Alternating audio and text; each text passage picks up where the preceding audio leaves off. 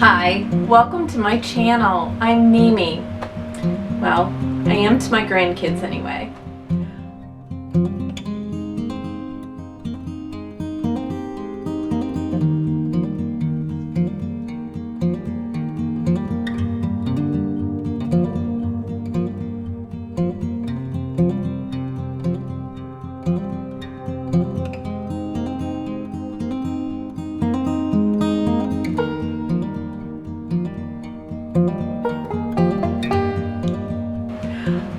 I just started this channel. I have come over here. This is my second channel.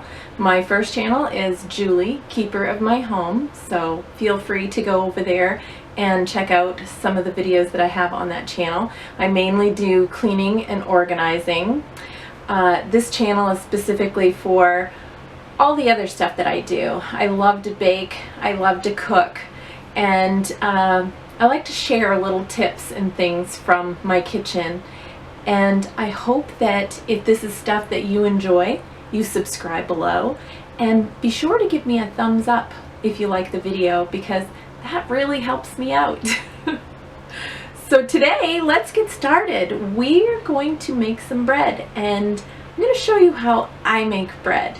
I usually do it once a week. I don't always get it done once a week, but this is the method that I like to use.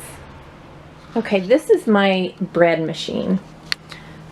I don't know, have you ever seen one of these before? It's a universal bread machine. Hopefully that's not blurry. My focus does not work well on this camera, so I apologize if it's blurry. This was created, built, whatever you want to call it, in 1904. And you know how the old saying goes, don't fix what ain't broken? Well, this really works. It has the turn crank handle, and it has the lid that can be taken off, and you can see on the inside there's a dough hook, and that crank will turn the dough hook. Whoops!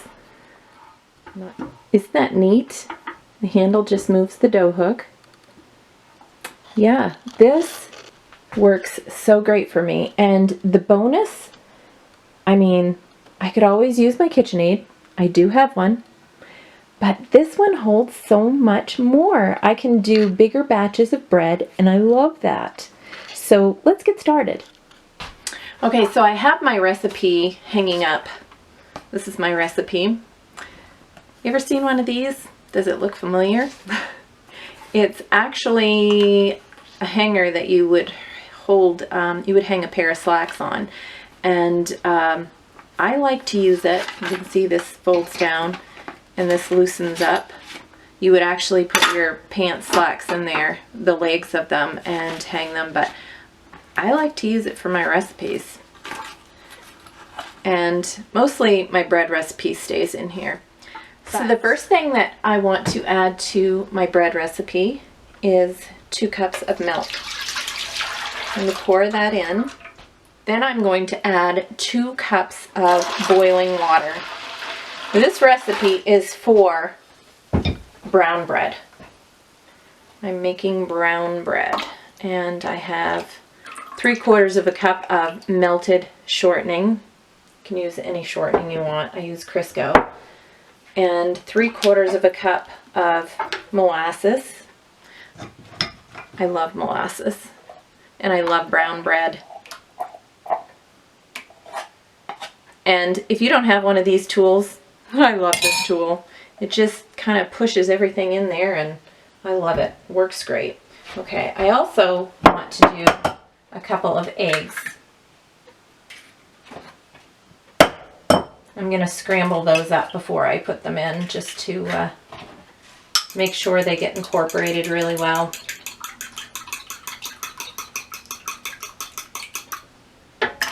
Those in there. Give it a little stir. I just love this machine. And for the yeast, I need 3 envelopes, or what I usually do is I buy mine in bulk, and I add 7 teaspoons. So I'm just going to put that in the liquid.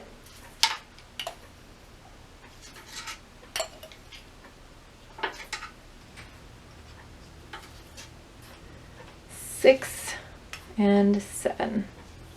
That gives me exactly what I need for this specific recipe. Just going to kind of stir that in a little bit and let that yeast get in there. Now you really want to proof your yeast, which means you just want it to sit there 5 or 10 minutes and make sure that it kind of fluffs up, and that just tells you that your yeast is good. But I do know that this yeast is good, so I'm not going to bother proofing it. Right now I am going to go ahead and add my flour, and I want 10 cups of flour. Depending on the weather, if it's raining, a little more moisture in the air, that'll change what you want to use for flour.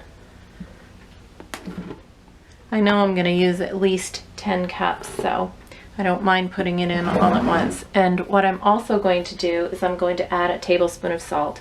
I like to use pink Himalayan salt, and I don't add this in my liquid with my yeast because I don't want those two to combine together. When one hits the other, it's not a good idea, so I usually try to separate them.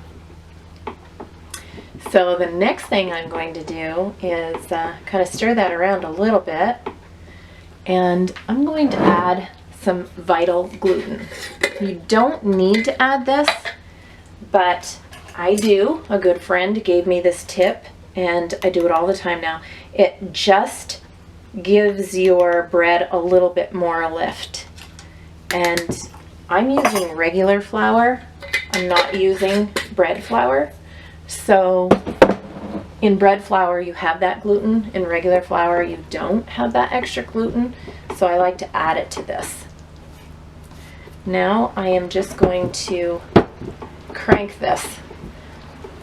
This is the part that my grandchildren love to do. They absolutely love making bread with me because they love turning the crank. And really, I mean, who wouldn't love doing it? It's just so much fun, and you get to look and see everything, you know, spinning around and combining, and I love it.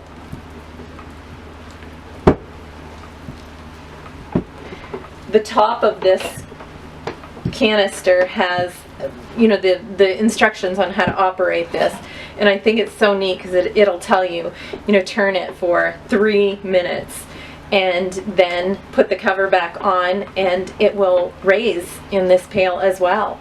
So I think that's really neat. I mean, who in the world would have thought? This is just such a neat idea. And I will tell you, this is kind of moving because this is my bread board, and I have that attached, and that is pulled away from the sides really well.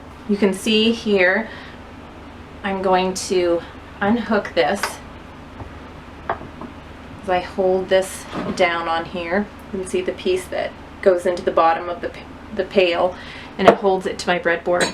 I'm going to move this over and get my board floured.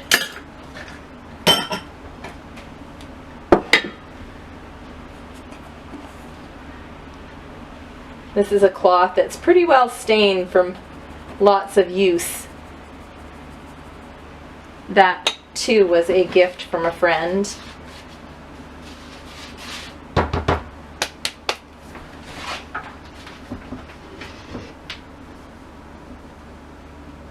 Alright.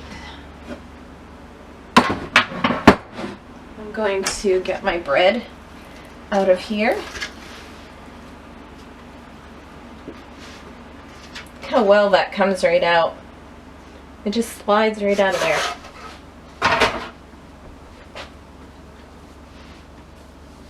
Oh, this is great bread. I can tell already. Now, leave my flour underneath here. I'm just going to knead this.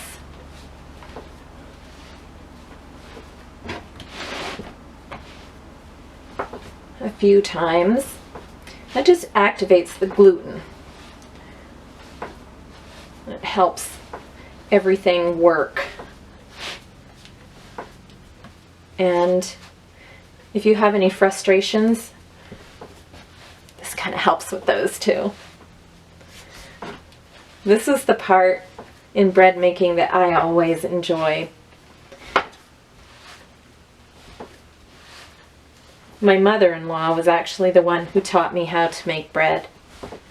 It was something that she enjoyed doing and something that I really enjoy doing. Okay, so I have this lovely ball here, and I'm going to move it into a greased bowl, cover it with a towel, and let it raise.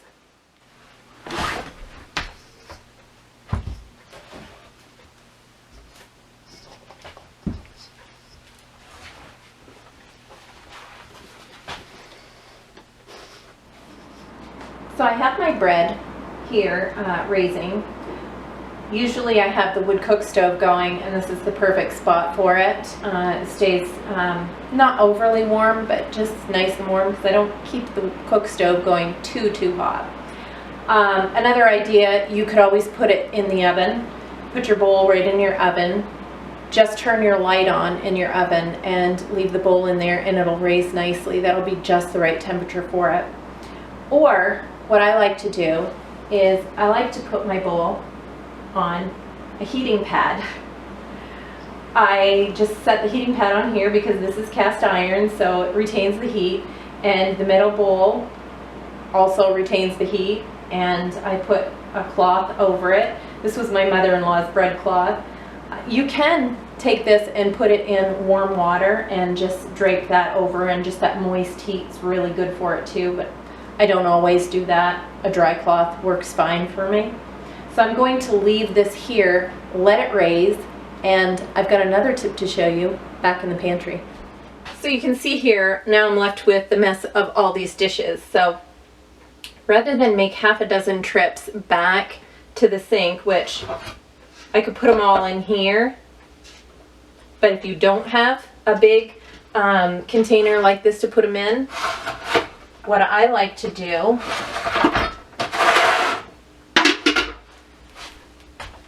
is grab my dishpan. And I keep this handy for stuff like this whenever I'm working in here doing some cooking, and I just like to carry everything into the kitchen this way. It just makes it a lot easier, a lot less trips. I can add these. I've got to go back into the kitchen as well. Just add all that in together, and just makes my life so much easier. So just wanted to share that tip with you. Okay, so I'm back. My bread has doubled, a little bit more than double. Look at it. Doesn't it look amazing? I mean, it's just so smooth. I'm going to put it out on a floured board. Oh my gosh, look at it. This looks so good. And I'm actually going to knead it a little bit, but what I want to do, my goal is to divide it into three, because I have 3 loaf pans over here, and I also have another dish for some rolls. I'm going to make 3 loaves of bread and a few rolls. So what I'm going to do is I'm going to put this into kind of a loaf a little bit. This is how I did it the last time, and I found it better than how I had been doing it before, so I'm going to do this again. I just want to divide it. Okay, I've got these divided out, and I'm going to knead one at a time. Start with this one. I just want to make sure that all of that gluten in the bread gets well activated, because that helps it rise really well.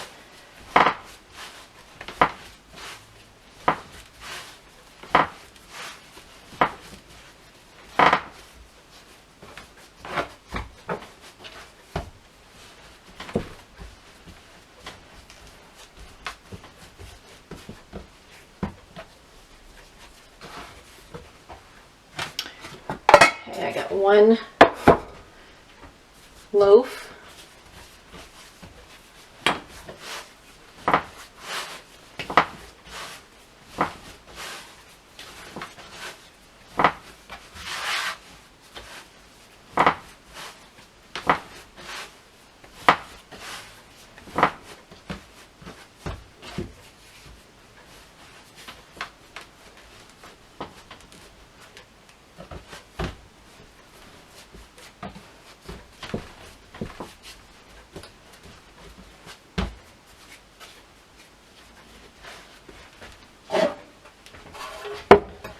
It's another loaf.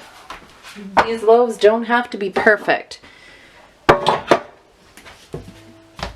They just need to fit into the pan. They're going to double in size. I just like to flatten it out kinda into a semi-rectangular form and just roll it, tuck the ends in, and put it in my pan.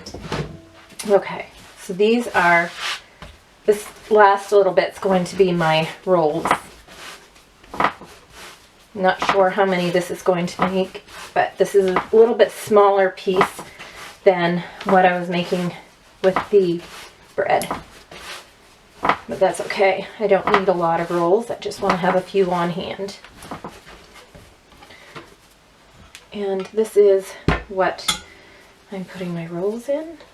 And what I like to do is just squeeze out a little bit of dough, tuck it in, and set it down. Squeeze out a little dough, tuck it in, and set it down.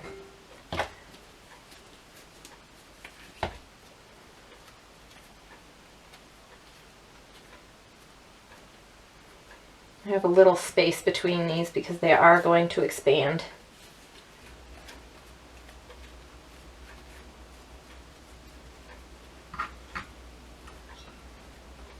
There, I've got them all in there. And now I'm going to take all of them and my bread and my rolls and set them out to raise.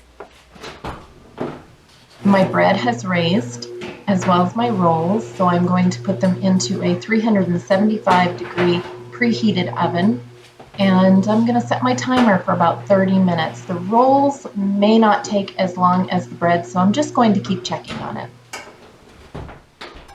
Okay, so while the bread is in the oven, I'm going to sit down and put my foot up a little bit. I wanted to show you, I have here my bread maker, and I was looking up some information, trying to find information about this because I've had this for a while. I've probably had it for about 6 years, but I've only been using it for about a year. I just used it for display for about 5 years, just displayed it and never really, I don't know, I guess the thought never came across my mind to use it. And, you know, you see an antique and it's an antique and that's where it ends, I guess. But a friend of mine told me that she uses hers. And I said, really? She said she uses it all the time to make her bread. She said, I don't know why you don't use it. So I said, I don't know why either. So I started using it. But in my search for information, I found this website. It's called The Old Foodie. And it just talks about food history and just different things. And they had a little thing on this bread maker. So I want to read you a little bit on it here. It says, the Universal 3-Minute Bread Maker from 1900. Domestic homemakers and cooks are always in search of ways to save time and mess in the kitchen. And over the centuries, inventors have come up with a multitude of devices, some more practical than others, to assist them to do so. On December 11, 1900, Landers, Frary, and Clark of New Britain, Connecticut, were granted a patent for a universal 3-minute bread maker. And they also published a pamphlet to go with it. It shows a woman drudgingly making bread, and she's just kind of diving into her bowl with a scowl on her face. It says, "How to make bread, but not in this disagreeable, old-fashioned way." It says under the picture, 3 minutes in this easy and pleasant way, 20 to 30 minutes by the old 3 minutes in this easy and pleasant way, or 20 to 30 minutes in the old method. The hands do not touch the dough, which is mixed, kneaded, and thoroughly in 3 minutes by this machine. This is kind of neat, and it shows a picture of the machine. And I don't know if you noticed or not, but when I had this on my breadboard, there's a clamp, and the clamp just goes inside there, and it clamps down on my breadboard, and it holds this still. But I could hook it to my counter, but my counter is not out enough the way it's made. The apron part of the counter,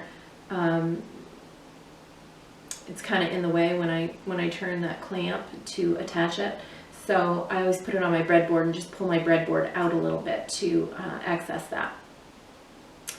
So it also says in here, it says, you need not get your fingers all stuck up with dough or worry about bread making anymore. The universal 3-minute bread maker is mixer, kneader, and razor all combined. As a mixer and kneader, the action is such that the moisture is thoroughly distributed, allowing every particle of starch to expand and become digestible. The kneading is done in a perfect and scientific manner, thoroughly and evenly mixing all the ingredients so that better and more wholesome bread is the result than in the old way. I don't know. As a bread raiser, the dough after kneading is left to rise in the pail, which with its cover is peculiarly adapted to this purpose, which I didn't raise it in the pail. I don't know why. I could, I suppose, but I always just put it in a bowl. So you can use your own recipe, it says here, and always to put your liquids in first. This is absolutely necessary, and then put in the flour, it says. It says to turn the crank 3 minutes. This kneads all the dough into a compact ball. Put on the cover, set the machine in a warm place for bread to rise, and after raising, run a knife around the edge of the dough to separate it from the pail. Turn the crank a few times till the dough forms a ball around the kneader. Then loosen the binding lever of the cross piece. Lift the dough out of the pail by taking off the cross piece and raise the whole thing out of the pail. Push the dough off the kneading rod, cut up, and put into your baking pans. Great directions. Now listen to this. I found this really, really neat when I read this. So this was patented in 1900, so you got to figure this is way back when. A barrel of flour makes 300 loaves, and it costs at the baker's 5 cents per loaf, so that's $15 if you're buying it at the baker's. A barrel of flour at that time is $4.50. Can you imagine? Yeast and shortening, $1.50. So your total for making your own bread is $6. So you're saving $9 every time you use up a full barrel of bread, a full barrel of flour, and you make your own bread. So I thought that was really, really neat. It says good homemade bread has no equal, and it is made perfectly in 3 minutes by this simple machine. I'll link this little story, this website, in my channel box down below if you want to read it yourself. There's a little bit more to it, and you can see the pictures on the pamphlets as well. And I will also leave you my recipe for the bread, and if you like it, you can try it. And like I said, this recipe makes 4 loaves of bread. I took the last loaf, made a few rolls. I've made a couple loaves of bread and just done the rest in rolls, however you want to do it, and it freezes really well. So I hope you try it, and If you're not a bread maker, this is a really great recipe to try. You can do it in your KitchenAid mixer. If you don't have a KitchenAid mixer, don't worry. You can get a big bowl and a big wooden spoon, and that works great too, because that is actually how I started out doing it. I didn't always have a KitchenAid. So try your hand at bread making. Don't be intimidated. It's really not that hard. Just want to make sure your liquids are warmed, and I usually try to keep them between 100 and 110 degrees, so no more than that. And your yeast will do perfect. So that is it for today. Thank you for joining me here at Mimi's Pantry.